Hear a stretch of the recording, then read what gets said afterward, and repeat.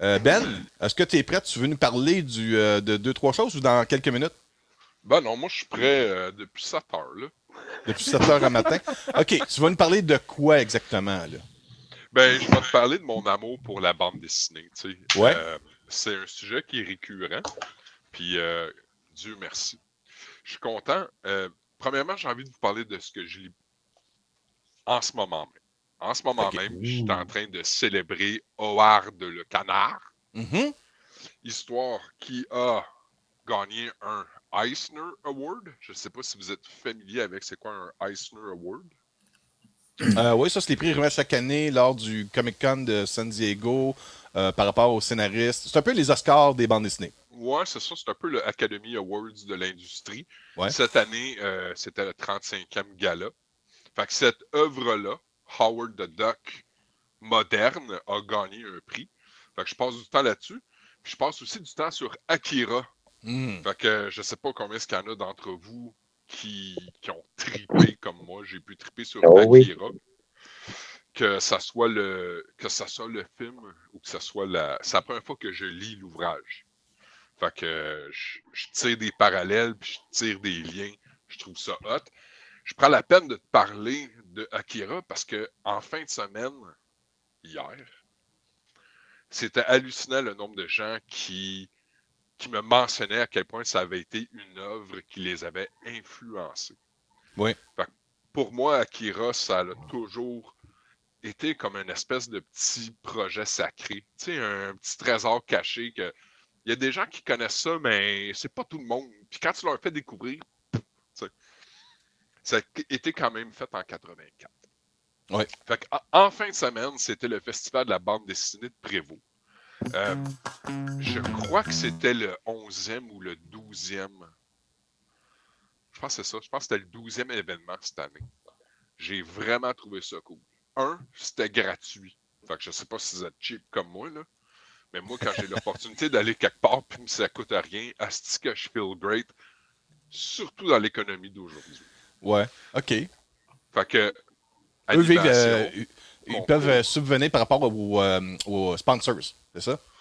Ben, Desjardins était présent, là, Renaud Bré aussi. Il y avait différentes identités corporatives là, qui étaient là pour soutenir l'événement. Moi, j'ai trouvé ça vraiment cool. J'ai vraiment OK. apprécié tout le. C'était une demi-heure de où j'habite. Fait que c'était pas comme à l'autre bout du monde. Deux, il n'y avait pas une surabondance de gens. Fait qu'il y a des gens qui vont éviter d'aller au Comic-Con de Montréal parce que 65 000 personnes, c'est lourd. Oui, dont 30 000 qui mettent pas de désodorisant, là. Ouais, c'est lourd. Oui. Là-bas, je sais pas combien est-ce qu'on était, mais c'était chill, c'était relax. De personnes qui se marchaient ses pieds. L'accessibilité aux artistes, j'ai vraiment trouvé ça cool. Ça fait quand même une couple d'années que je fais de la lecture de produits québécoises. J'aime ça. Pouvoir dire, hey, j'ai aimé telle page, j'ai aimé tel dessin, j'ai aimé. Fait que je te présente rapidement trois ouvrages que j'ai rapportés. Fait que le premier, gros shout-out à M. Pat Boutin, qui a sorti des sketchbooks. Tous les endroits où est-ce qu'on est allé, on a l'opportunité d'avoir un sketch, une signature qui accompagne une conversation. Pat Boutin, c'est quelqu'un qui se démarque dans l'industrie de par son coup de crayon. Il fait beaucoup des sketchbooks ou des histoires. Puis honnêtement, ses images parlent. Il y a une histoire qui est racontée dans une page muette. Pour des gens, ça peut vraiment être une belle façon de s'initier à la bande dessinée. C'était pas des trucs qui étaient très, très dispendieux. Connaissez-vous Vinyasa Ninja? Moi, non. Non? Fait que le duo des Olivier Hamel puis Olivier Carpentier, ça, c'est des livres que tu peux trouver chez Renaud Bré présentement, il est ça. J'ai adoré le fait qu'ils prennent comme mission et si on montrait à nos jeunes à faire de l'exercice. Et si on enseignait le pouvoir du yoga à nos enfants. Fait que c'est des livres qui sont simples. Comme un manga traditionnel, ça va commencer avec des pages colorées. Puis après ça, on va s'enligner vers du noir et blanc. Le artwork qui est malade. Le Olivier Carpentier, honnêtement, il fait ça comme si c'était effortless. Il y avait une conversation sur le plancher de Desjardins où est-ce qu'il faisait une entrevue puis il dessinait live devant nous autres. Ça a l'air tellement simple d'être lui pour imaginer ces œuvres-là. Puis ici, ça c'était en 2011, c'est ça? Non, 2021, excuse-moi, ça a lâché. Puis là, cette année, on voit l'évolution. Ça, c'est moi, ça a l'air. Ouais, OK. Fait que j'ai trouvé ça cool. J'ai trouvé ça le fun. J'ai trouvé l'opportunité de parler de choses que généralement je peux pas parler. Jack Dion, tu connais ça? Là, je vais parler plus cinéma. Êtes-vous familier avec l'œuvre Alice? Ça vous dit quelque chose, ça?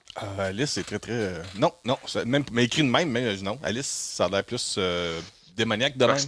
Ouais. Ben, ça l'est très démoniaque. Non, pas cette page-là. C'est un film. OK, fait que je suis pas super familier. Alice, c'est un film qui date des années tranquilles. C'est une œuvre québécoise. Ça a été fait par Patrick Sénécal. Fait que quand même. Jake Dion a été mandaté de comment est-ce qu'on peut l'adapter en livre, en bande dessinée, ou, tu sais, là, si on veut s'accrocher d'un mot, un graphic novel. Fait que ça met vraiment, vraiment le tempo d'une noirceur décadence, de l'horreur. Ce gars-là, il n'a pas écrit Les 7 jours du taillon, il me semble. Il y a aussi d'autres romans assez... il y en a pas un qui ont fait le film avec... il se coupe les doigts. Sur le seuil. Sur le seuil Ouais, aussi. C'est c'est tout lui. ça. Ouais, OK, ouais. Le gars, c'est notre Stephen King québécois, ça. Un peu. Ouais. C'est très horreur. Plus, il y a une série sur Illico qui est très, très bonne, qui a réussi à nous surprendre aussi. Hein. Ah oui, C'est OK. quoi? Parce que là, tu viens de réveiller les sens de Isabelle. Là. C'est quoi, Martin? Sur quoi? Illico, C'est pas la Dame Rouge? La Dame Rouge. C'est la Dame Rouge? Tu sais qu'il y a un film qui vient de sortir, là, qui n'arrête pas d'annoncer sur YouTube. À chaque fois que je pars une Les vidéo, chambres là, rouges. les chambres rouges, On est au c'est cinéma, carré de hein, voir il y a la Ça a un rapport line-up avec de les madame. affaires d'échecs. Puis il y a un C'est film lequel? aussi avec ça qui est sorti il y a ben, quelques c'est années. pas dur, c'est Patrick Sénécal présente. Ah, Fait OK. que c'est ça, c'est des short stories, une demi-heure à peu près. Puis c'est comme avec des artistes québécois qui font un rôle qui les sort de leur créneau habituel. Moi, j'ai trouvé ça très bon. Il y a 2 saisons, je crois, si je me... Il y a Isabelle qui est en recherche active présentement. Elle saigne des doigts tellement qu'elle pèse vite. OK, mais pour la BD, Alice... La Reine Rouge. La Reine Rouge. Sénécal. OK. Ouais. Fait qu'Alice... Ça, ben, dans le fond, Alice, c'est si tu vas trouver le film Alice, qui est une version débridée de Alice au Pays des Merveilles, on a un ouvrage en papier. Puis je t'amène vers l'œuvre la plus récente, qui s'appelle Turbo Kid. Turbo Kid, c'est une œuvre que tu peux retrouver en format vidéo. Fait que si tu vas sur la plateforme Tubi, tu marques Turbo Kid, il y a un film de ça. Ouais. J'ai commencé par écouter le film, puis là, je m'apprête à lire l'œuvre. J'ai adoré.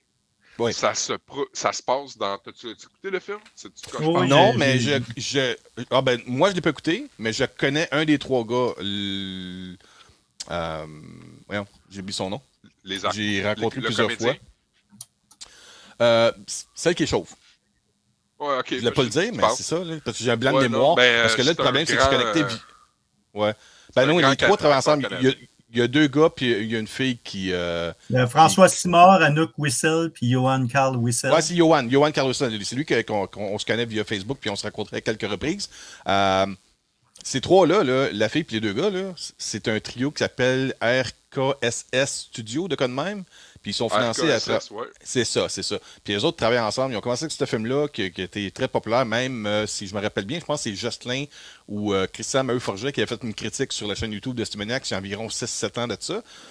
Puis Ben, je sais pas si tu sais, mais en plus, ils ont fait je pense que c'était via Kickstarter, puis ils ont réussi à le faire. Ils ont un jeu vidéo de Turbo Kid. Ah, je ne savais pas. Ouais, Il y a j'ai un vu jeu que- vidéo, puis Ouais.